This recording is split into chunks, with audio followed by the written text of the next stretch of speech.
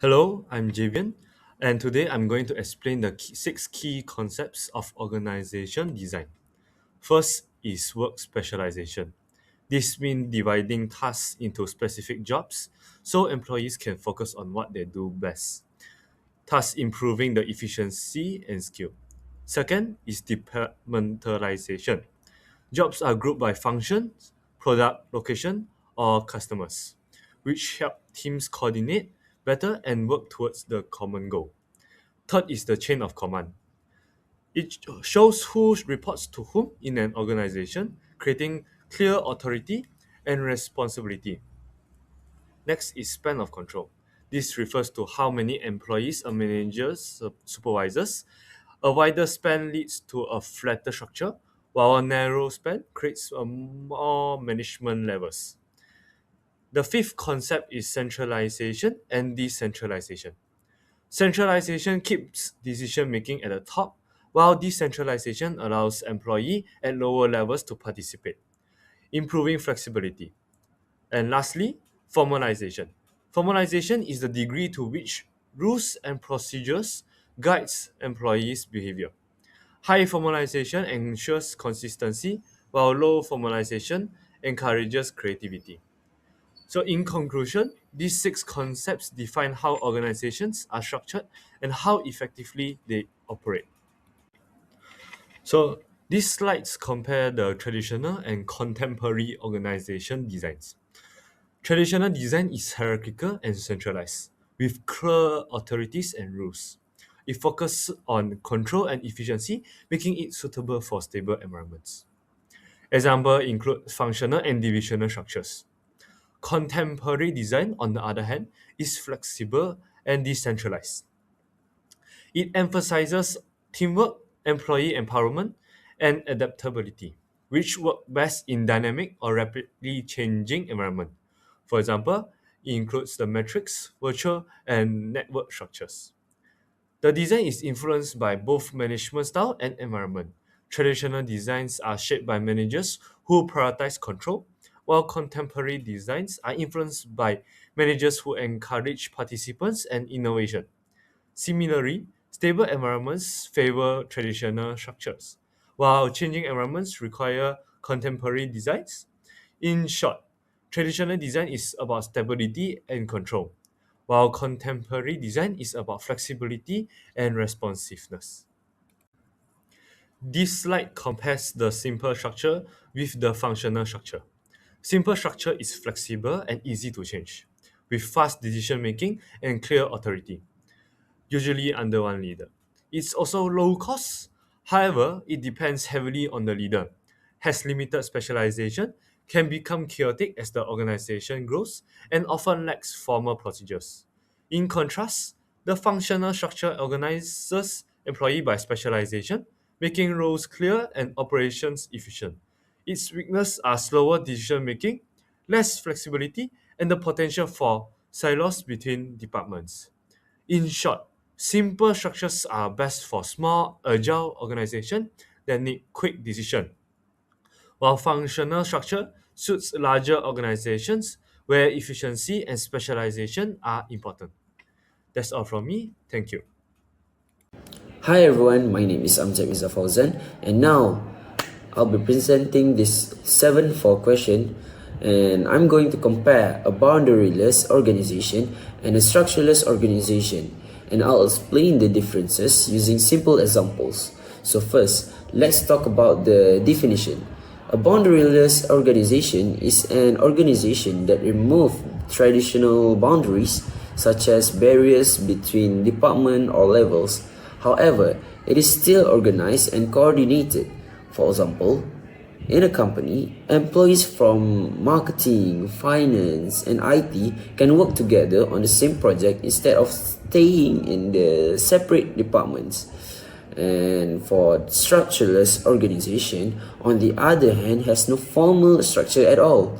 There are no fixed roles or job titles. For example, in a small startup, everyone helps with different tasks like planning, marketing, or design without specific responsibility. And now, let's look at the hierarchy and leadership. In a boundaryless organization, the hierarchy is very minimal, but leaders still exist to guide the team. For example, a manager may not control every decision but still helps coordinate and give direction when needed.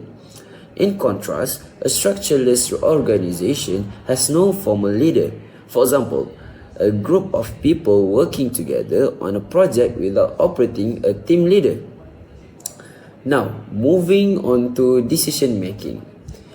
In a boundaryless organization, decision making is decentralized, but it's still guided by leaders or some basic framework. For example, a team discusses ideas freely. But the final decision may still be approved by a manager, by the leader. However, in a structureless organization, decision making is fully shared among all members. For example, everyone gives their opinion and decisions are made together without any formal process.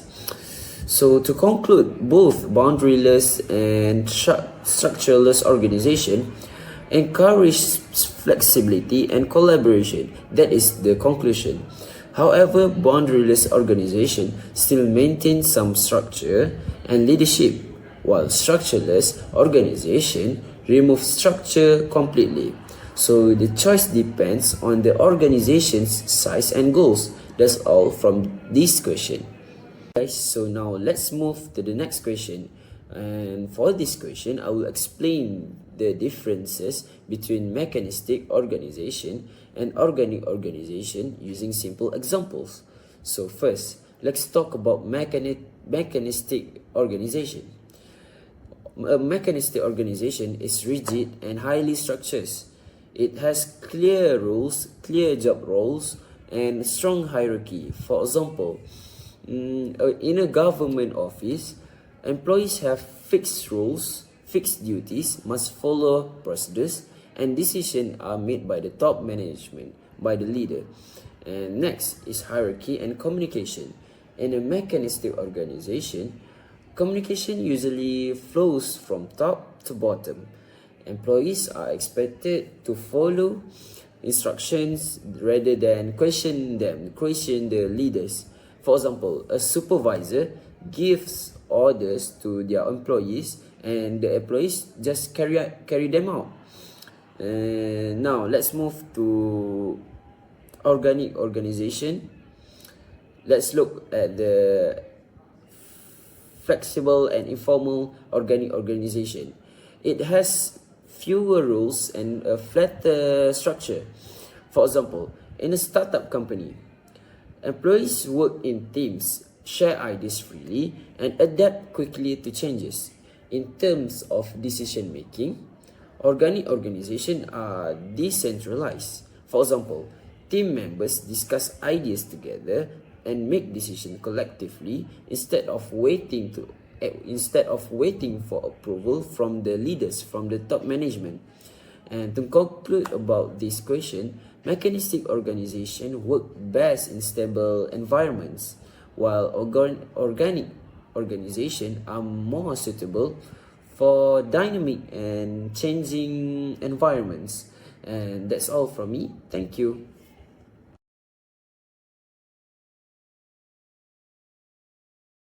My name is Safwan, and now I will explain 10-point summary from the case study Turbulence at the United Air. So for the first one, United Airlines faced several major customer service incidents in 2017 to 2018, highlighting the issues in organizational structure and employee behavior. So for the first incident, in March 2017, there are two teenagers who denied boarding for wearing the leggings that violate the pass rider dress code. So the dress code was a written and long-standing policy meant to ensure passengers using employee travel perks represent the airline positively. So for the second incident, in April 2017, Dr. David Dow was selected for involuntary removal to make room for the United employees on a full flight. So when he refused, the airport police forcibly removed him that are causing injuries and attracting the international public outrage. For the next incident, in Houston's later in late April 2017, a couple was moved to the different seats to avoid disturbing a sleeping passengers, but returned when instructed. Then they were removed from the flight by a US Marshal for allegedly not following the crew instruction. And for the last incident, in March 2018, a passenger was instructed to place her dog in an overhead compartment by a flight attendant. Then, the dog died during the flight, and United States this action was not part of the company policy and launched an investigation. So, for the last conclusion, this incident shows that employee had the limited flexibility, and United's bureaucratic rule-focused structure prioritized strict policy enforcement over the customer service. The discussion question: evaluate how United Airlines handled each of these incidents. Do you think that United Airlines was within its power to respond the way its employees did? Why or why not? So, United Airlines had the formal authority to enforce company policies. Employees generally acted within right rules and procedures. For the first incident, dress code incident, the policy enforcement was allowed. However, the lack of flexibility caused the public backlash. For the Houston couples incident, sitting rules were within employees' authority. Then, passenger revolver escalated a minor issue. Then, for the Dr. Dow incident, involuntary removal followed the policy. However, the use of force and police involvement that was unjustified. And then for the last incident, pet deaths incident, the flight attendant acted outside the company policy, so the incident exposed serious training failures. And for me, I think that United was within its power to enforce the rules, but not justified in how employees applied them, showing the poor judgment and the weak customer focus. Good morning, everyone. My name is Khoo, and today I would like to present two of the discussion questions of case study 1. So, for the first one, how would you describe United Airlines' view of formalization? Do you think it's appropriate, and explain? So, in my opinion, United Airlines have a very strong view of formalization. Employees need to be obeyed and also be controlled by strict written rules, regulations, and standardized procedures. Employees do not have flexibility to make their own decision when a problem occurs and are also afraid to break rules. So, for the evidence of high formalizations, the first incident is triggered by a strict written code regarding the dress code for employees, friends, and family using travel buses. This highlights a highly specific rule intended to regulate the private lives or choices of those associated with employees. And for the second incident, employees immediately fall back on the rule regarding the overbooked flight and the need to follow the involuntary denial of boarding process, simply without room of on the spot discretion or ethical judgment. High formalization is essential in certain aspects of United Airlines, such as safety and compliance, but it is inappropriate in customer service and discretion. And these are the effects. And customers will feel dissatisfaction and switch to competitors. It is because they cannot get service that fulfill their needs, and this makes them lose trust in the airlines. And besides that, it will affect employees' productivities and emotions. Employees will feel controlled because they need to follow the strict rules even though the rules are unrealistic. And in the end, the company image will be damaged. There will be a lot of complaints and also bad reviews that will influence the customer's mindset and the impact to the airlines. So, in the end, formalization is not appropriate in this case. Employees should be encouraged to use common sense when handling sensitive and unique customers' disputes or unexpected situations that are not suitable to be solved by the rules. So for the second questions that I would like to present is using the informations from the chapter about the contingency factors that favor either the mechanistic or the organic model of organizational design.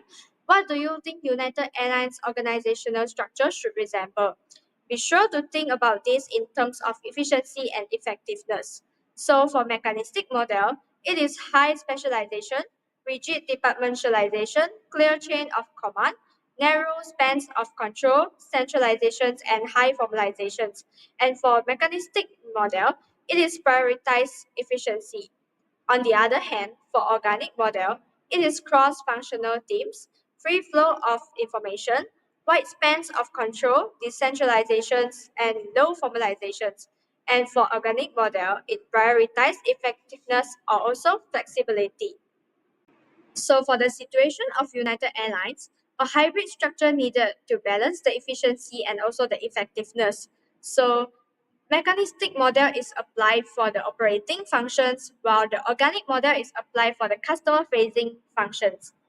For the efficiency part, the core function of safely flying planes on schedule while managing costs requires a high degree of mechanistic efficiency through standardizations and rules. So, for the effectiveness, dealing with passengers who are the key to revenue and brand reputations requires organic effectiveness, which is the ability of frontline employees should use decentralized authority and common sense to resolve unique problems quickly without having to strictly follow a rules that compromise the customer relationship. Hello, I'm Ilhan, and I'm going to discuss the last two questions for this case. We will look at recommendations for their future strategic direction and organizational structure, followed by an analysis of the ethical implications of their current management style. Okay, let's begin with the first question. What do you think United Airlines should do in the future, and what suggestions or enhancements might you have for its organizational structure? For the first part, what should United Airlines do in the future? First is to rebuild trust.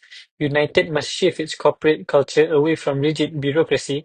Instead, they need to prioritize customer safety, dignity, and common sense over strict procedural compliance. Second, the company should invest heavily in soft skills training, specifically conflict resolution and emotional intelligence, so that employees can navigate unique situations without resorting to force. And third, United needs to clarify its core values by publicly establishing that human welfare always supersedes administrative rules in non-safety critical situations. To support these changes, we suggest three specific enhancements to the organizational structure. One, we suggest decentralizing decision making. This empowers frontline employees to solve issues immediately, such as increasing compensation offers without needing upper management approval. Two, the organization should reduce formalization in customer service. We recommend replacing strict rules with guiding principles, giving staff the freedom to use their judgment for the best outcome. And three, United should adopt a hybrid structure. This means flight operations remain mechanistic to ensure safety, while customer relations become organic to foster flexibility and empathy. Moving on to the next question, we analyze how employee actions reflect the organization's ethical stance. The current actions reflect a process over people mindset. This signals that organization currently values strict adherence to the rule book more than the dignity of human beings. There is also a visible lack of moral autonomy. Employees appear to function solely as policy enforcers rather than individuals empowered to make ethical judgments. Furthermore, the organization allows safety to be used as a shield for inflexibility. Administrative issues are treated with the severity of security threats simply to defend unfriendly service divisions. So, how can managers encourage employees to be more responsible and ethical? First, managers must empower discretion by explicitly communicating that employees can pause a process if enforcing a rule would result in an unethical outcome. Second, leadership needs to support ethical rule breaking. They must assure staff that they will not be punished for deviating from protocol if it is necessary to preserve human dignity. Finally, managers should lead by example. They must demonstrate through their own actions that the spirit of service is a valid reason to override bureaucratic procedure. In conclusion, by moving toward a hybrid structure and empowering employees to use ethical judgment, United can avoid future crises and rebuild its reputation. Thank you.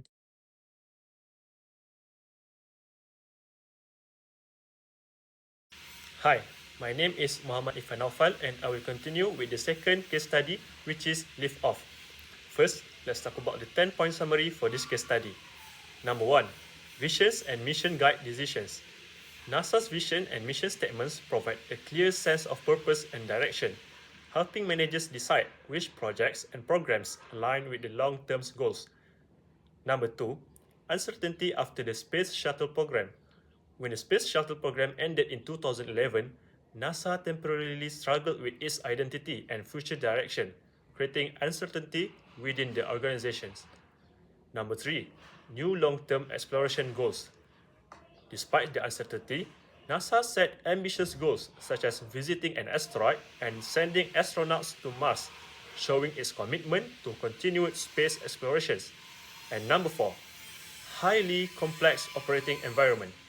NASA deals with advanced technology, multiple projects, constant changes, high financial costs, and a risk to human life, making management extremely challenging. And number 5, peoples as NASA's greatest asset. NASA's success depends on its talented employees whose knowledge, skills, experience, and creativity drive innovations and mission success. Moving on to number 6, critical importance of knowledge management. Because NASA relies heavily on expertise and experience, managing knowledge effectively is essential to avoid mistakes and improve future performance. Number 7, use of technology for knowledge sharing. NASA uses online tools such as collaboration platforms, portals, and video libraries to store and share information across the organizations. Number 8, structured knowledge repositories. Knowledge is organized through searchable case studies, publications, taxonomies, and lessons learned database, allowing easy access to past experience. Number 9, human and social knowledge sharing methods.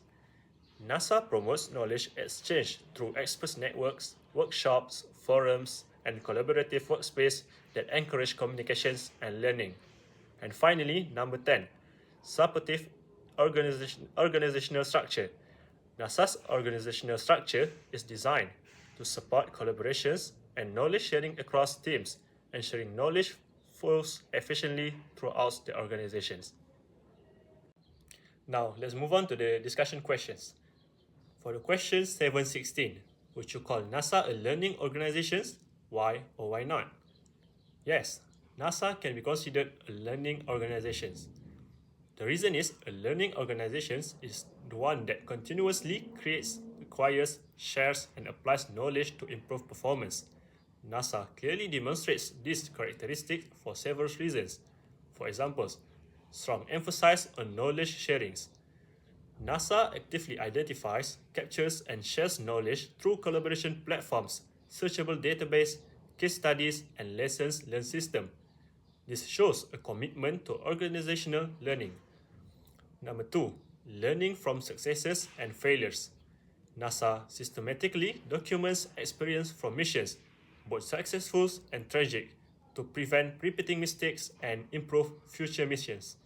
This is a core feature of a learning organization. And number 3, continuous improvement and innovations. The development of new spacecraft such as Orion and plans for asteroids and Mars missions reflect NASA's ability to adapt, innovate, and apply past knowledge to the new challenges. The next question is, in what ways is NASA environment complex? NASA environment is complex due to both internal and also external factors. Internally, NASA faces technical and operational complexity.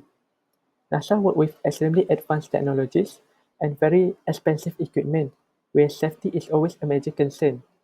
And because of this, even small decisions require careful planning and strict procedures, which make operation much more complex compared to most organizations. Another internal factor is multiple projects and knowledge demand. NASA runs many missions at the same time. For example, it is currently supporting ongoing mission at the International Space Station (ISS), while also developing the Artemis program, which aims to return humans to the moon. This mission involves different teams with highly specialized expertise, such as engineers and scientists.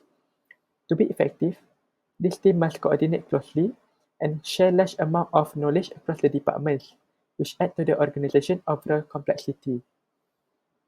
Next is the external factors. NASA operates in an environment of uncertainty and constant change.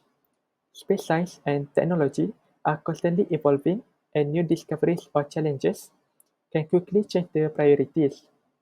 As a result, NASA must regularly adjust its goals, strategies, and ways of working. Lastly, NASA also deals with multiple stakeholders. It must meet the expectation of government agencies, scientists, international partners, and also the public. Balancing these different interests and demands further increase the complexity of its environment. The next question is, How complexity affects structural choice. I believe complexity has a strong influence on how organizations choose their structures. First, complexity encourages decentralization. In a complex environment, it becomes difficult for the top management to make every single decision effectively. By decentralizing authority, decisions can be made closer to where the problem actually occurs, which will help the organization respond more quickly and adapt to change. Secondly, complexity also increases the need for flexible and organic structures. When conditions are highly dynamic, rigid rules and strict hierarchies can slow the organization down. Therefore, having a more flexible structure with fewer formal rules allow the organization to adjust their processes and rules as the situation changes. Finally, complexity creates a greater need for coordination and collaboration. Complex tasks often require input from people with different areas of expertise, and to manage this, organizations must rely on strong communication, cross-functional teamwork, and also effective coordination across the departments. Hello and greetings everyone. My name is Shukri and I will be answering discussion question 719. Using Exhibit 7 to 12, what suggestions would you make to managers at NASA about being a learning organization? Write this in a bulleted list format that you could distribute as a handout. So for me, for NASA to fully function as a learning organization, the first thing managers need to focus on is organizational design. First, NASA should reduce barriers between departments and projects. Space missions are extremely complex, and no single team has all the answers. When engineers, scientists, and managers work in silos, valuable knowledge gets stuck. For example, lessons from the Space Shuttle program should flow easily into new missions like the Orion or Mars exploration, instead of staying with one team.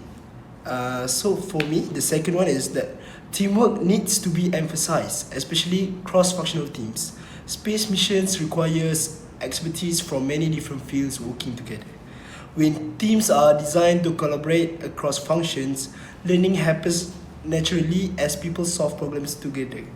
Finally, employees and teams should be empowered to make decisions in high-risk environments like NASA. Waiting for approvals at every level can slow learning and response.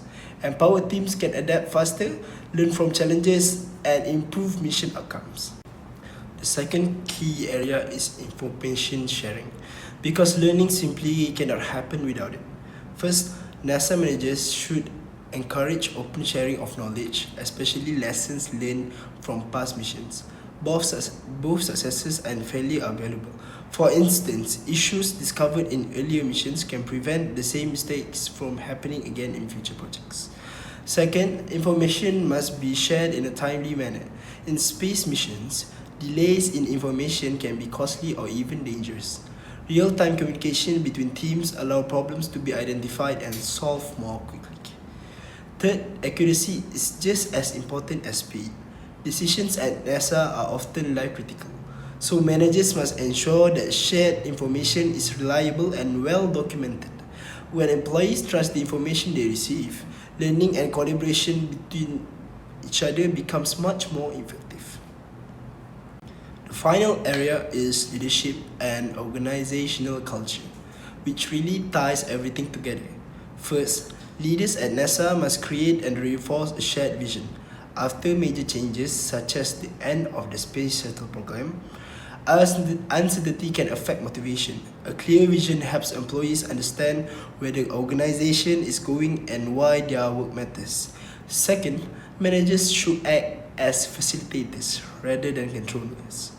Instead of telling people exactly what to do, leaders should support collaboration, remove obstacles, and encourage learning. This leadership style is especially important in innovative and technical environments like NASA. Lastly, NASA should continue building a culture of trust and community. Employees need to feel safe to speak up, question decisions, and admit mistakes. When people are not afraid of blame, they are more willing to share ideas and learn from experience, which is exactly what a learning organization needs. In short, by improving its organizational design, strengthening information sharing, and supporting learning-focused leadership and culture, NASA can continue to adapt, innovate, and succeed in an extremely complex environment.